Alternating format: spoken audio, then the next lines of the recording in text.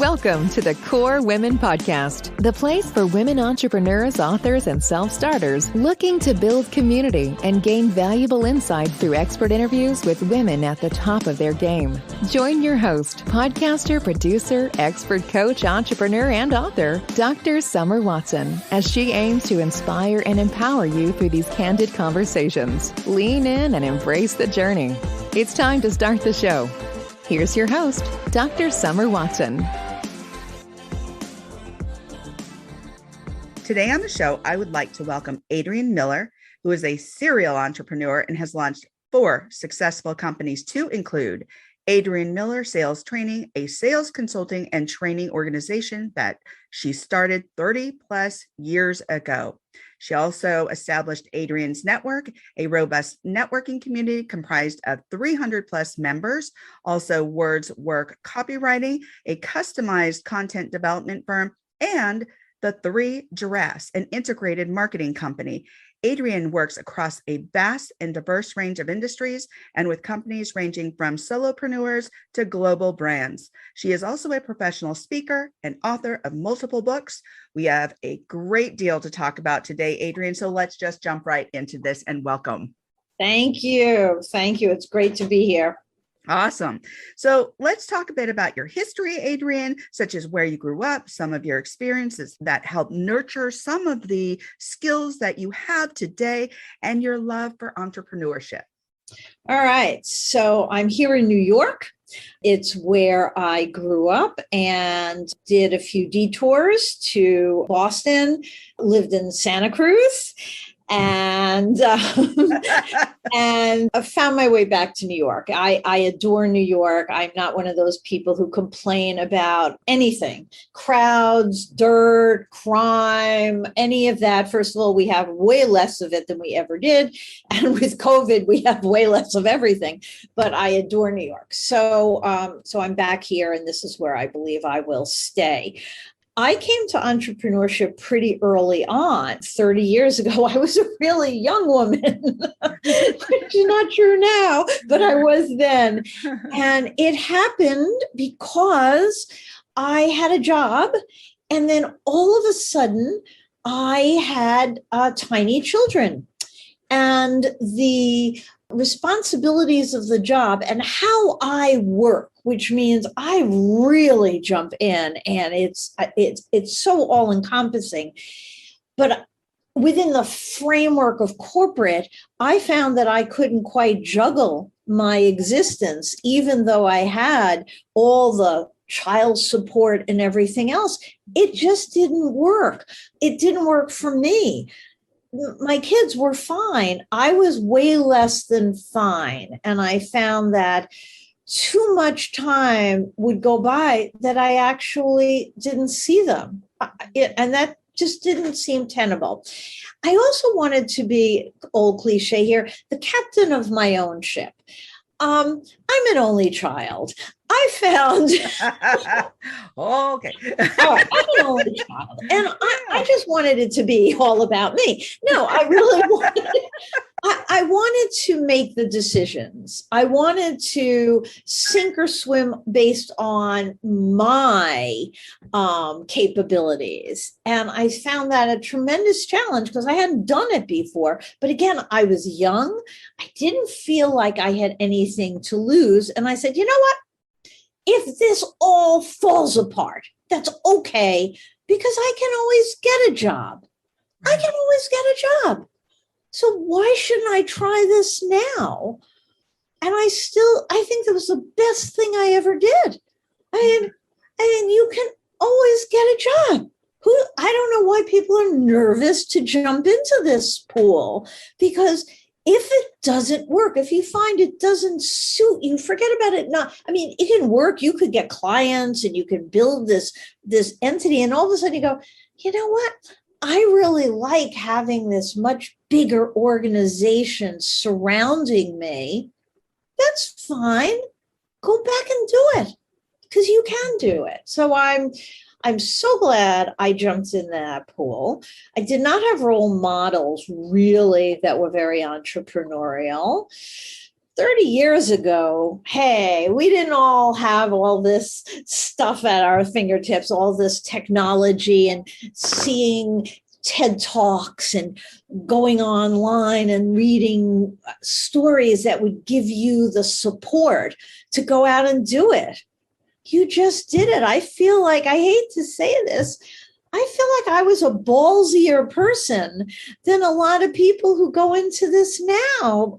There were not all these support groups and these masterminds you can join and all this online this and online that. You had to get your information in a much more time-intensive way. Right. Absolutely. Well, we did it. You did it. You did it. You absolutely did it. And as you said, we didn't have all this technology. So you were knocking on doors. You were talking to people. Literally. Literally knocking on doors. You were talking to people face to face. And that was ballsy. That took courage. And you had mentioned it. And I was going to ask you, any modeling? No modeling? Not really. I didn't know a lot of female entrepreneurs. I really didn't know any. I knew companies. I knew corporate from small companies. Now, they weren't all global brands, but from those small companies to very large companies, that's kind of what I knew. That's where everyone I know worked. But you know what? When I started my own business, I knocked on the door and picked up the phone and called people I knew who were in those very big companies and said, hi, do you have anything I can do for your company? Here's what I'm starting. And I was able to get some very big companies as my initial clients. And they offered a tremendous cushion because I wasn't working with people who were struggling startups like me. And those words that have a certain cachet now, struggling startup, it sounds sexier than it actually is, to tell you the truth. Really sounds sexier than those who have done it.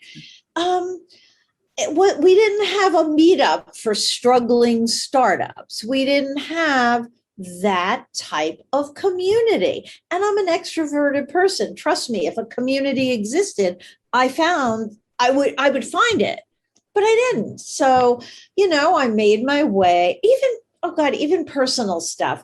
It's like, now I'm in all these groups, Facebook groups from my community, my little local community. And it's like, if you've got kids, it's like, hi, I need a babysitter. Does anyone know this? Does anyone know that?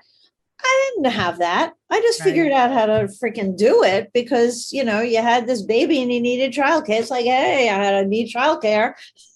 Yeah, right. And you go online and was able to find it. So I do think it's easier. I think some things are more difficult. Our competition's more global, but our resources are there. Absolutely. It's a beautiful world when you have them right at your fingertips. It absolutely is. But here's the other thing, Adrian, and you mentioned this, you figured out how to access them and took the opportunity to do that. And many people still don't access those resources, even though they're there. So bravo to you that you've done that. Now, my next question was going to be, you started a company 30 plus years ago. Did you have a plan or did you just jump right in? Oh, I wish I could say I had this business plan. I was so organized. No, I really didn't. Do I encourage people to do it my way? Not 100%. I am a just do it kind of person. It's my style. But no, I didn't have a plan. I had an innate confidence in myself. And remember, one of the things I was always good at, probably starting from when I was 2 years old, was selling. I'm able to present things in a way that people get excited and want to buy it. Yay for me. So it wasn't so much so easy to present myself like, oh, by me, because that's a little weird. But no, I didn't have a plan. I knew I needed to bring in clients. Why? It is still my mantra. You don't have a business until somebody pays you for your products or services. You have a hobby, and hobbies are awesome. But to have a business, you need to have someone who says, yay, I want to work with you. And I like to think you want to work with me. You see the value in what I do, and you're going to pay me for that. When you're starting a business, bartering it is a very difficult model to have. Now, here's where I was very fortunate. I did have clients very early on, and very quickly I became aware that I was not going to be able to do everything. I could not actually execute the work and do the business development that was required because I didn't have that business development engine turning. You don't want peaks and valleys, and I still hadn't gotten to climb the mountain, and I hadn't figured out how to stay there. So the very first thing I did, well before I could afford it, was to hire someone to help me with business development. And quite frankly, some of that paycheck came out of my household money, my husband's salary. And that's where I was fortunate, because I had that cushion. Kudos to single women, single moms who don't have that cushion and get that started. Oh my gosh. I hold them in great acclaim. The ability to really execute the work that you've been hired to do and really do biz dev at the same time at the level you want to do it, to do them together is very problematic. So I hired someone for 10 hours a week, and that grew. And that grew, and then it became full-time because it became a full-time job, and I wanted her to be involved in networking, and I wanted her to go to networking meetings, and I wanted her to join me in client engagements, and she became a right hand and stayed with me for a long time. So it was wonderful. Yeah, that was wonderful. That is fabulous. And I love that tip. It really is a tip. Because as a business owner, number one, you've given a lot here. The government also describes a business as something where you earn money and it's not a hobby. Number one. Number two, you're absolutely right. You don't have the time to do the direct service if you're splitting your time so much so that you're doing the business development. So that is such a great tip. And it is so true. And as entrepreneurs, we learn that. Where do we find time to do the direct service if we're splitting ourselves so thin in relation to business development, marketing, all these different areas, social media, all of it? So especially at the beginning, because once you've got clients and you have recurring revenue, and once you realize, wow, I could cross-sell and upsell other products or services, I could get more from this existing client. Once you have that in place, it just, assuming you are leveraging it, know how to work that, the need to constantly bring in new, it softens a little bit because, my big win this week was a reactivation of a dormant account where we had a very natural pause to our business. But it seemed to me I didn't have to go out to the marketplace and keep looking for people I didn't know at all and then have to prove myself and give them everything and start selling from scratch. I just needed to go back to my database and reconnect and touch them and show value and be proactive about, here's why we should reopen this door, because here are some thoughts I have for you in 2022. And I'm hearing all sorts of positive things. And a real tip, because here we are in September, mid-September, the words that were music to my ears and makes me think I got to really hustle now. They said, oh, this is perfect timing. We're doing our budgets now. Right. Beautiful. So Yeah, don't wait absolutely. until December, and don't wait until January. Do it now. What's Yeah. the worst thing they can say? Well, we're just playing with our budgets. Can you talk to me in 2 weeks or 4 weeks? You've already now, stuck your little heels into their backyard, and you can walk forward a lot easier. So, Right. Absolutely. Great tip. Now, what has been a challenge for you as an entrepreneur, and how have you overcome this challenge? I'm laughing because we were talking about it this weekend. I know we were introduced by Scott Mason, Right. and we were talking about it. We were talking about picking up the phone and reaching out to people. And there was a point in time where I felt like my worthiness was suppressed when I didn't have like this entourage. So I would make a call and go, hi, this is Susan Lewis calling on behalf of Adrian Miller.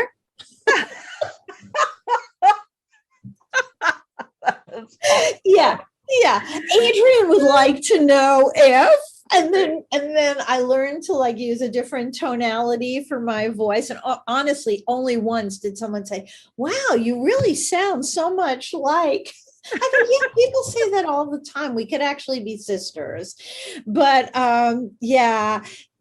So for a while, it took me a while to own my entrepreneurship and to feel bigger and empowered. And I'm so fine with it being just me now. For a while, I had more employees than I knew what to do with. And it got to be, if there was even a little valley, like paying them got to be an issue. So I decided I didn't have to do that. Outsourcing things. I didn't need payroll. At the beginning, again, early on, we didn't have this whole, outsourced and My Gal Friday and Fiverr and all these tools. Right. Oh my gosh, you had to and if you brought in freelancers and stuff, it was the whole legality of the stuff. And the only person I was keeping happy was my CPA. And me calling the lawyer and saying, how do I put this person on? And yeah, it was not so easy. I'm not saying it's easy. I don't mean to be disparaging and make people think I was like, I walk 40 miles to get to school in the snow. But we access to this type of information now, which quite frankly, I just have to take my phone, and just go on to Google and get the answer to that burning question. Didn't exist. Right. No, I get you. I was right there with you growing up without that technology. When my husband joined the military and I didn't have access to him except through letter writing, now they have phones. Now they have other ways of communicating. There's so many resources out there.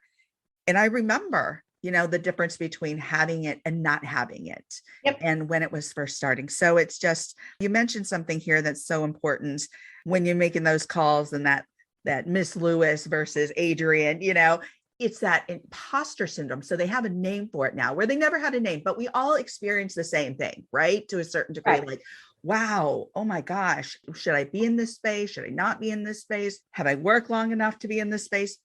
We talk about these things now, right? We have the opportunity. We just didn't have a name back then. Today, we have a name for it. It's imposter syndrome, but we all experience this stuff. So know that if you're out there listening to this, we've all been there. But we've worked through it. So Right. let's get to your businesses and your books, because you have multiple businesses and multiple books. Can you touch on them both? Okay. So my businesses, I do have multiple businesses. And if I had been smarter at the beginning, I would have perhaps known that should be under all one umbrella, but they were very sequential, but they're all pointed at the same thing. So my businesses are all working with companies to help them grow through sales, business development, and marketing. Okay. So what I deploy is sales training and strategy and lead generation and everything that it takes for a company to bring in more new clients as well as grow their existing clients. Everything under that umbrella.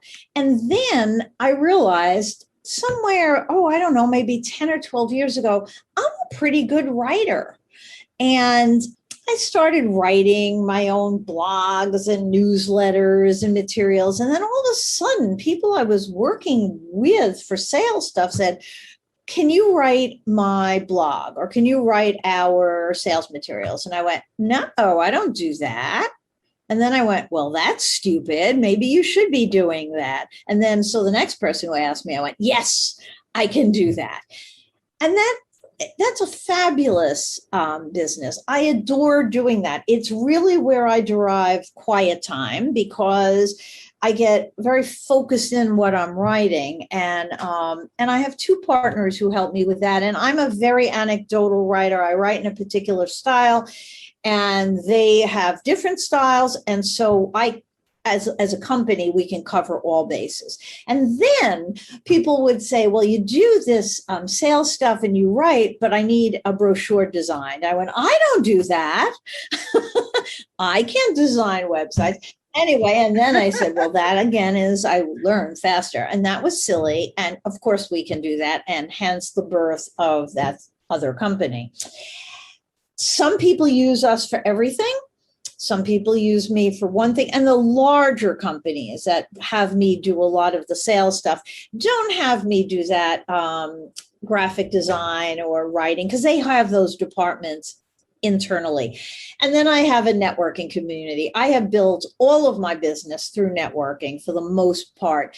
And I was on the board of groups and the president of groups. And all of a sudden I said, I'm burning out. I'm in too many things. I want to design something really the way I would love to see it and put in all the things that I would say makes for top-notch networking.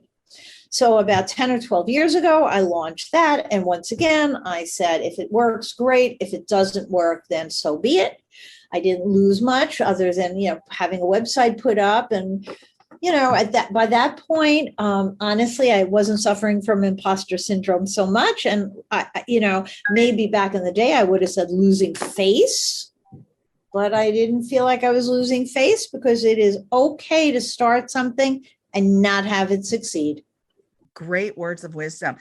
But I want you to talk about your two books. Is it two books it's or three books? It's two books. I am working on a third. And that's a compilation because I probably am never going to be able to write a whole book. It is very time consuming. And I did it when I was doing a lot of trans-US travel because I had clients in California. So the airplane, fabulous place to be writing a book. It's called The Blatant Truth, 50 Ways to Sales Success. It sounds just like me. I love when people say that to me. My God, Adrian, I could hear you. I said, well, that's really the way I write. You can hear me coming through. It is absolutely practical, in your face, tips, techniques, tricks, tactics to be more effective at sales. And that's exactly what it is. I have used chapters of it when I do sales training. I have clients that mandate reading the book, and then we go through chapters. It is down and dirty, in the trenches, sales techniques. And then I wrote one for customer service. It's The Blatant Truth, how to not screw up the customer service game, because how you deliver what you do to clients and how you fix foul ups and how you respond to your clients and customers is sometimes the key differentiator between you and your competition. And it also, I wrote that book when I was working with a client that they had so much client attrition. It was like a revolving door. Because why? Because you called up, and it was a pretty big company. You called up, you didn't get satisfied. You were on hold for 45 minutes. The person who answered the call was rude. It sounds like a lot of companies we deal with now. And it became my belief that this is not rocket science. Okay. I think, treat your customer the way you want your grandmother to be treated when they call up and have questions is like kind of what I have in my head. And I know the technology is complicated and difficult, and I bring in people who really own that space. It's not me, but all of those soft skills and all of those things that really comprise customer service excellence and exceeding, not meeting customer expectations. That's kind of BS. I mean, really, you expect to stay in business if you can't even meet expectations? Who are you? Yeah. Exceeding is where you should be playing. And I hope I can help people by reading that book and exceeding customer expectations. And the third one, we haven't even gotten the title, but along with about 12 or 15 people, we are writing a business book, and we're all pointing at our areas of expertise and providing insights how to do these parts of your business really well. And I'm super excited about that. I love this. Where can people find your books? The Blatant Truth is www.theblatanttruth.com. It's also on Amazon. But if you go to www.theblatanttruth.com, you can get a free download. If you want a real book, I'm happy to send that to you. Miller at adrianmiller.com. I actually do look at my emails and respond to them in a timely fashion, and love to get emails. I love to answer questions. It's always, yesterday I did a speech for the SBDC, and I got questions afterwards. First of all, it indicated to me people were really listening and really were thinking about how they could put something into action. I gave an idea, I gave them advice, but they wanted it really customized for them. I was so excited to get those questions. I have a call today scheduled with somebody, tomorrow, with someone who was on the program. He said, "Oh my God, I need to work with you. There's so many things I want to do based on what you said." And I was like, "Oh my God, this is awesome." Oh, that is so awesome. You have given so much here, so many pearls here. Thank you, Adrian, for all that you have given here and explained and touched on in regards to entrepreneurship, how you've done things, how you've leaned into your courage, and you took those steps. Like we talked about today, somebody called you lucky. It's not luck. It's action. It's taking those steps. It's reaching out. There are so many various ways that you can actually build your business, and it isn't luck. So my last question for you is, if you were to leave the listeners with some words of wisdom, what would they be? Okay. And it sounds kind of airy-fairy, but I don't really mean that. I don't mean it that way. And it goes back to not relying on luck. It's really own your future and understand what makes you different in the marketplace. And you can't own your future until you know what sets you apart. Oh, and it can't be, I really like my clients or I do good work, because that means nothing. So craft what makes you different in the marketplace and be as specific as possible. Be as real as possible, provide some details, and then own your future. Don't wait for your future to happen to you. Create it. Make it happen. Make what you want to see be in your short and long-term future happen.